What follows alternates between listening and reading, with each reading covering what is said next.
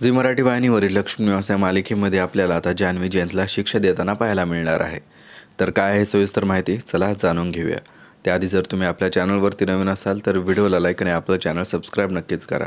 तर झी मराठी वाहिनीने लक्ष्मी निवास या मालिकेचा नुकताच एक नवीन प्रोमो प्रदर्शित केलेला आहे, ज्यामध्ये आपल्याला असं दाखवण्यात आलेलं आहे की जान्हवी बेडरूममध्ये बसलेली असते आणि ती स्वतःलाच म्हणत असते की आजपर्यंत मी तुझे सगळे गुन्हे आणि सगळ्या चुकीच्या गोष्टी पोटात घातल्या, पण आता बस, तुला आता शिक्षा देण्याची वेळ आलेली आहे. इथून पुढे तू आता माझं वेगळंच रूप पाहशील. आणि मग असं बोलत असतानाच आपल्याला असं दाखवण्यात आलेलं आहे की जान्हवीच्या हातामध्ये जयंतचा फोटो असतो आणि एक रावणचा पुतळा तयार केलेला असतो आणि त्यावर तो फोटो चिटकून जान्हवी तो पुतळा जाळून टाकते. म्हणजेच एकंदरीत पाहता आपल्याला आता जान्हवीचं वेगळं रूप पाहायला मिळणार आहे. म्हणजे आतापर्यंत जान्हवीने जयंतचा ज्या प्रकारे त्रास सहन केलेला आहे तो आता पुढे आपल्याला पाहायला मिळणार नाही.